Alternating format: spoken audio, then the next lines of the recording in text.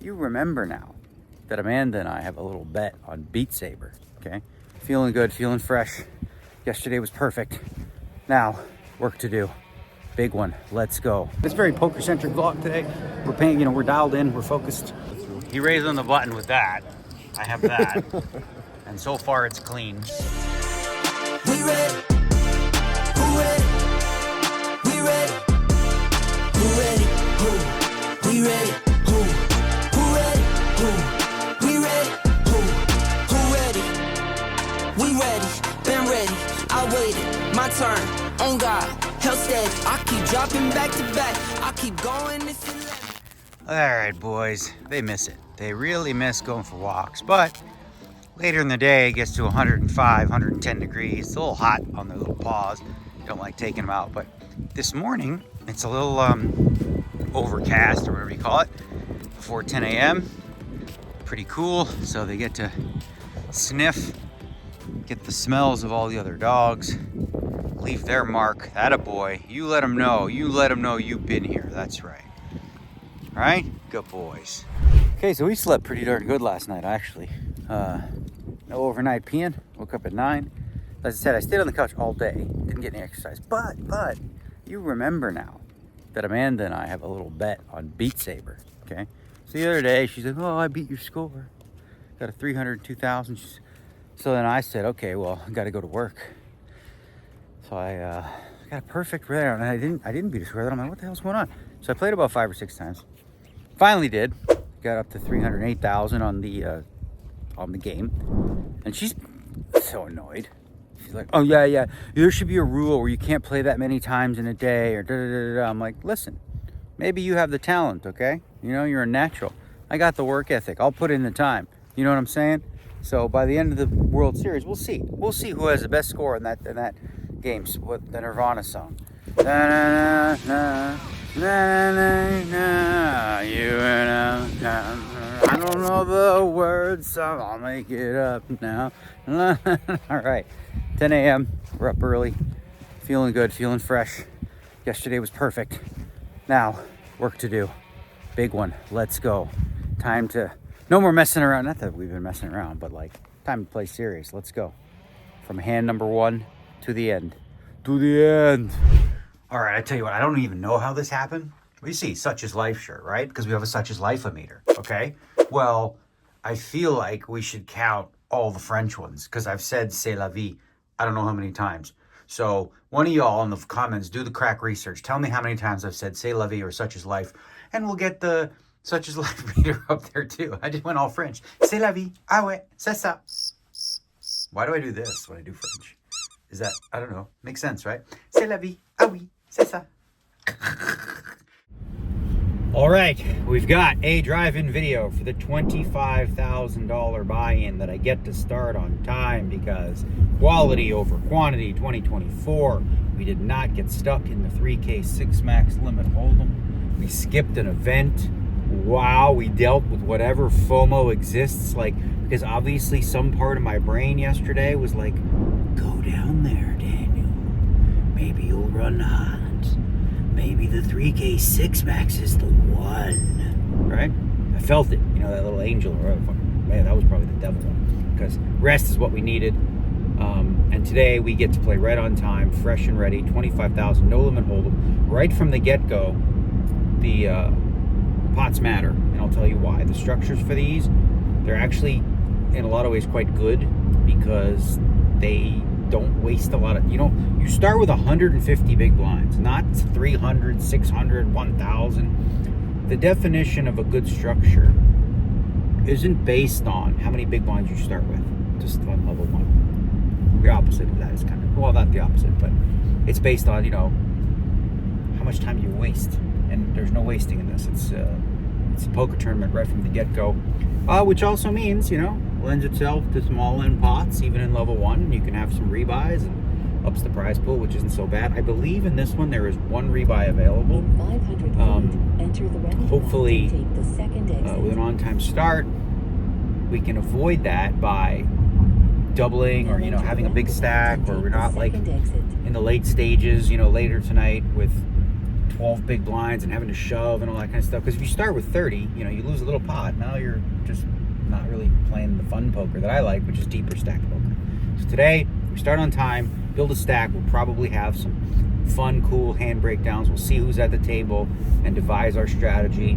And our strategy typically is never going to be like be on the line of like GTO with our frequencies. We are going to always look to, all right, against this player, am I bluffing more or less often in these spots? Against this player in that spot, you know, what am I doing here in terms of exploiting them? So that's what we're going to be doing. We're going to look to exploit.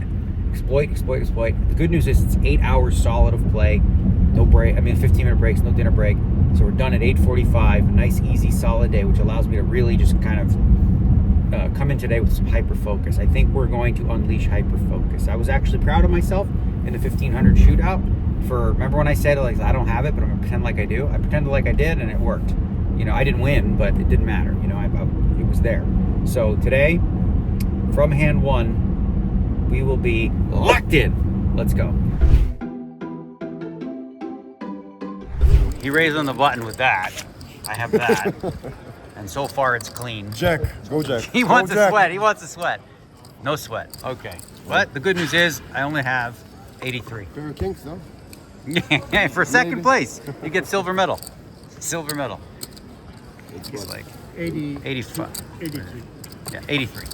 All right, break time. We ended level 1 with 86,000, but we ended level 2 with 166. Did you win your table that day? Did you win your table? What is it? Did you win your table? The table? Ah, of course you did. I knew he was going to win. Okay, 166 to end level 2. It is a very, very Euro-style table. What is that? Play is completely different than what you typically see here in this country. Far more aggressive, far larger sizes. So the question is, can an old school small baller deal with it just fine? I'm not concerned. I kind of like it. Makes things a little bit easier for me, and frankly, it's gonna sound so backwards. People are like, you're an idiot. Actually, I feel like it puts me in less difficult spots, if that's possible. It just makes the game come to me a little more. I remember in 2008, 2010, 11, everybody was 6-betting, 7-betting, ace-6 offsuit. Whip it out. Let's show who's got the biggest one, you know? And it was an adjustment to deal with that. And this isn't the same thing as that, of course. But we feel good about it. I do have a hand history, and it's actually from the very first hand of the day that we played. And I'll tell you about that as we hit the steam room. All right. As I said, it was the very first hand out. Playing 8 max, but we started out with 4, okay?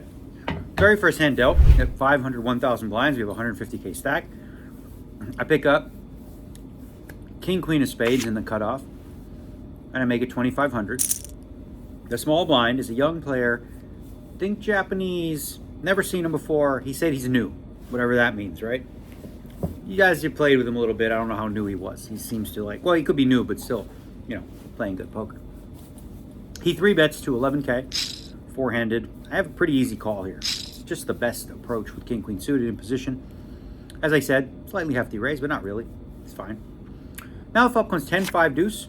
1 club, 1 heart, 1 spade. So I got backdoor flush draw, King, Queen, and I can do some floating here to potentially take it away on some cards on the turn. Since his 3-betting range should be pretty wide when we're playing 4-handed.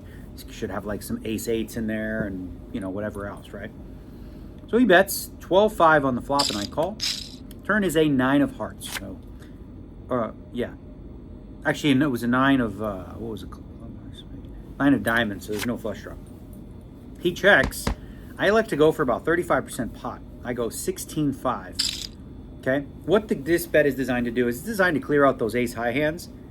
And I mean, obviously, I'm not trying to get him off a pair with those bets. I don't know this guy well enough to know that if he's gonna, whether he's gonna call with a pair turn and fold to a big bet on the river. I don't know any of this yet, right? So I bet 16-5. The river's a 6. He checks, and I'm asking myself, what does his range look like? That, you know, 3 bets flop, check calls turn. Well, I beat a couple hands. I beat Queen Jack, King Jack, tied King Queen if he decided to peel those. Don't beat a 10 or better. Don't beat any pair, of course. And I don't think that I think his range could have jacks plus. I think it could have the ace 10, could be any 10. So I decided not to go for this one because, like I said, I thought, some of the hands that I was trying to get fold, I thought would still fold on the turn. But we were wrong. We didn't realize that this gentleman would call us with the ace queen offsuit. So he knuckled back, little unfortunate start. And I was like, ooh, yeah, obviously I think a bluff might have worked there on the river. But again, we're going with what the information we have while we have it. And it's hand one. I didn't have any of that. So that was a bluff I did not take. And that's okay because we rebounded.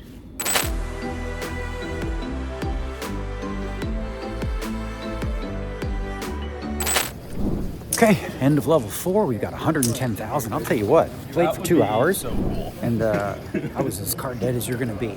The most interesting hand I played, wow, wait for this one. I raised the button with 2 5s, min raised, small blind 3-bet, I called. Flop was ace 9-9. I didn't win. That was it. It was nothing interesting at all. But it's all right, really just completely carded. I did get moved away from the Euro table, so it's a little more close to a standard American style table. And I got freezing for some reason. I just got so cold. So we're gonna put on a big old hoodie. One of them big white GG hoodies, I think. Keep nice warm and toasty. And we're gonna play 2 more. Solid, we're dialed in. We're gonna be okay. How about that, huh? How about that? Now I'm looking like a poker player. We got the GG zip on the outside. I can go full Kristoff. I'll bet the river. Be like, this, hat down. How's that? You gonna get a read on me? Let's go. Let's play some poker. I don't know how I got so cold, but be comfy. All right, we're going on the last break. I got 209.5. Have a tilting hand to share right here. The 209.5 is good. A little bit of a tilting hand here, and then another small one we'll talk about. It's a very poker-centric vlog today. We're dialed in. We're focused. Trying to play well. This hand's annoying. The second one. The first one's a little goofy. I'm not even going to tell you what my cards were. But 209.5, happy with that. But what did I have? I had like 260. Okay, we'll tell you in a sec. Let's just go over there. Why not? Okay, a couple of hands. In this hand, I'm not even going to tell you what I have because Amanda will get mad at me. But I'm going to tell you the play. Okay, so you can get an idea of some of the stuff that I do that isn't really a thing, according to theory. Okay, blinds are 1,500, 3,000. I've got my 150,000 stack. Sean Winter in the cutoff opens to 6,000 min raise. I'm on the button. I make it 16,000 with mystery. You guess. He calls. The flop is ace jack 5 with 2 clubs. He checks. I bet 11,000. He check raises to 25,000. And so I throw 1K chip in. I say the word raise, throw 1K chip in.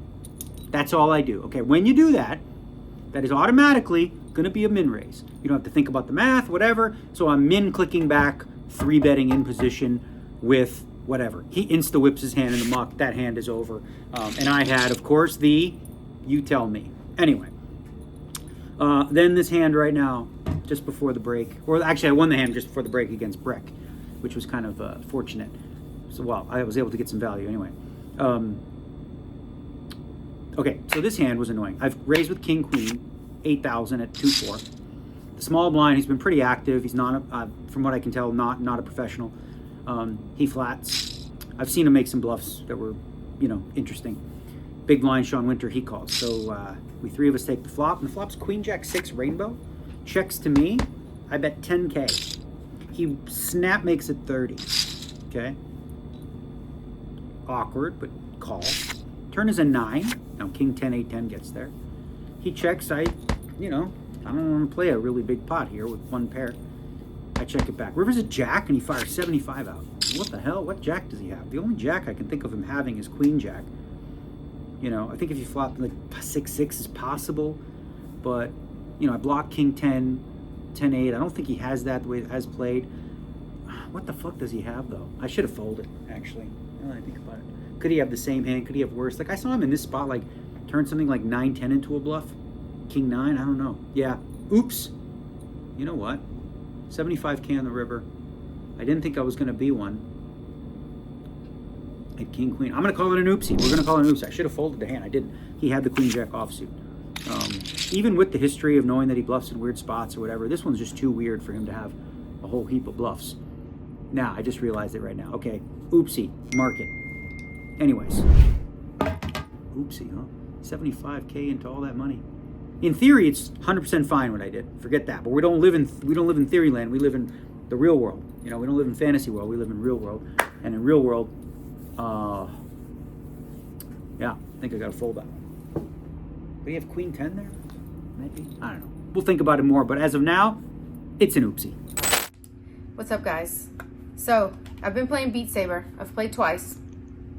I feel like we're doing this wrong. I feel like Daniel gets to play 100 times when he gets home. Last night, he literally played probably 15 times. I'm going to say 15 times. That's how many times I heard Nirvana playing. And he beat me, but he only beat me from 303,000 to 308.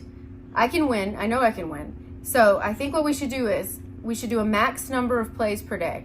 Maybe like 5, and then see who wins the day. And then at the end of the series, we'll do like a bigger one. But right now, I think it should be a max number per day, and I know I'm going to win. So let's do it.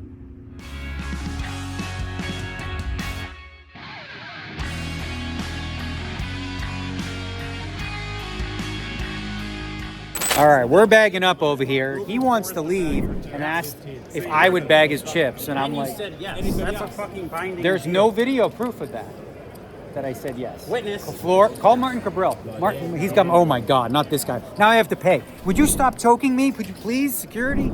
My God, it's unreal. He's always something, grabbing, ripping shirts, never stops. Filthy claws. Oh my God, listen, enough with the claws. Ugh. Okay, I got 482,000, that's good. Okay. I have more than you. Well, Wow, congrats. the girl bagged more than you. Oh, pretty good for a girl. Okay, 482,000. We're ending the day right here. Feel happy with it, you know. Shipped up near the end. Maybe I'll tell you a couple secrets on the way out. These people all listening. No, they're gonna hear it anyway. Never mind. No, we played great. Did my stuff. Wait, was there any cool hands here at the end? Yeah, but I'm not telling you what I had. So forget it. I've learned. Amanda goes nuts. She's like, why do you tell them? You know, don't tell them your tricks.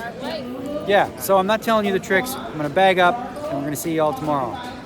Cheers.